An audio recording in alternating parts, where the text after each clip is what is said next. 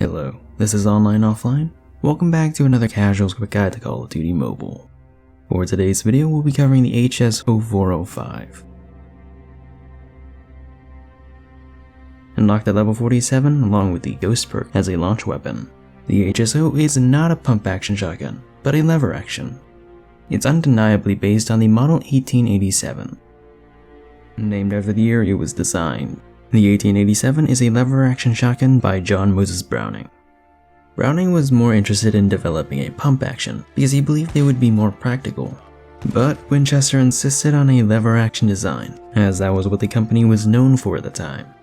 Nonetheless, the 1887 was one of the first successful repeating shotgun designs, and in 1901, a variant was developed to handle smokeless powder. But after Browning's pump actions made a name for themselves in the trenches of World War I, his lever action designs would be phased out, and by then he had already taken his works elsewhere. Gone but not forgotten, the ruggedness of lever actions became synonymous with the Wild West.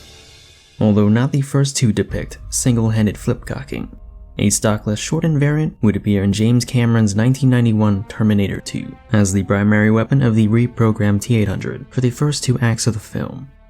Call of Duty would pay homage to the action classic with its own flip-cocking motorcycle chase in Black Ops 1.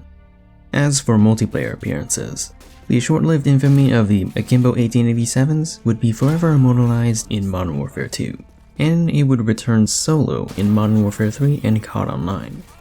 COD later featured sci-fi versions such as the Argus from Black Ops 3 and 4, as well as Infinite Warfare's M2187, which could be akimboed.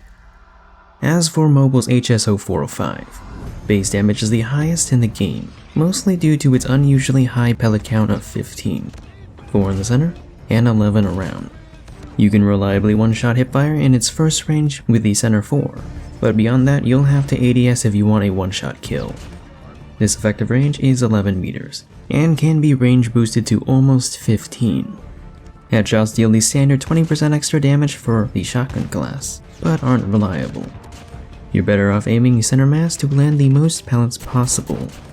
With the potential of nearly 400 damage, it's no wonder that it decimates armor in Battle Royale.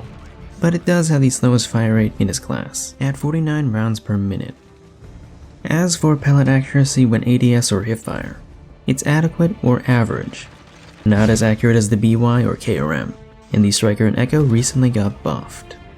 The Iron's either fine, recoil is non-existent, but flinch is high, as is the case with the rest of the shotguns. I will say that reloading and cocking the lever somewhat obstructs your visibility compared to the pump actions. Compared to other Slug shotguns, the HSO is the only one that can one-shot K9 units.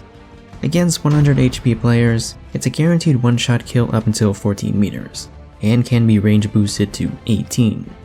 Past that, it's a guaranteed 2-shot kill across the map, assuming that you can land with a positive accuracy build. These slugs are also special because they come with a boosted ADS accuracy. Otherwise, I think there are better shotguns for slugs. In terms of mobility, its movement speeds are the fastest in its class. You can achieve a high pistol level sprinting speed if you combine no stock and the sawed-off barrel, but I wouldn't recommend it. Unlike other shotguns that have a sprint out time equal to LMGs, the HSO is closer to ARs and SMGs. The base mag or tube size is small, with 7 shots, and can be extended by 2 or reduced by 3 with the sawed-off barrel. Because it's not fed through a magazine, you have to reload each shell individually. Compared to its peers, it's the slowest. The others can cancel their final round animation casually, but for the HSO it has to follow through for the final round to count. It can, however, instantly reload cancel its continuous rounds with the fire button, which can be good for reactive hipfiring. I can't say much about the HSO from the game's launch up until Gunsmith. There's very little statistical information, and it's impossible to search and scroll for old niche content on YouTube from 4 years ago without being shown videos that you've already seen. After Gunsmith, they had more attachments to boost their accuracy and were introduced to slugs. The most popular were the KRM and the Echo. After they were nerfed, the HSO became a top 2 shotgun because of its consistency and range, but was niche. The KRM would remain popular in Garena for its hipfire, fire rate, and reload times.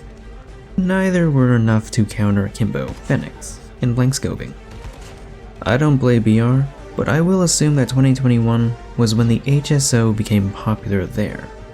Season 2 buffed hipfire accuracy for both shotguns and SMGs.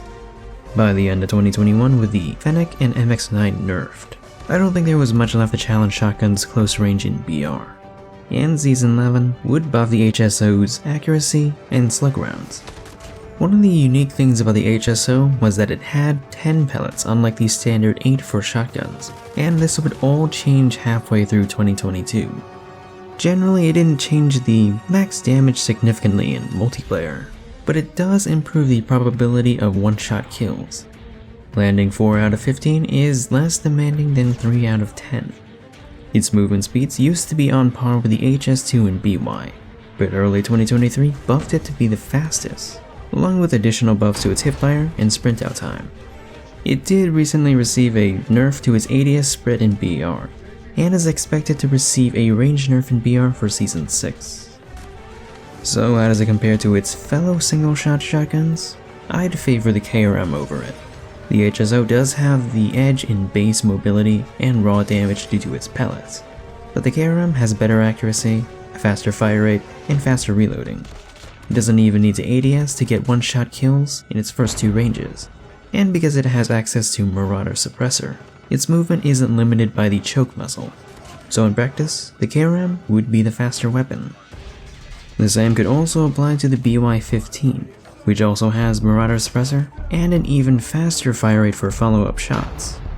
The HSO does have better damage values, but the BY can level the playing field by stacking accuracy attachments. Slug for slug, the HSO can one-shot dogs, but the BY is better at one-shotting people.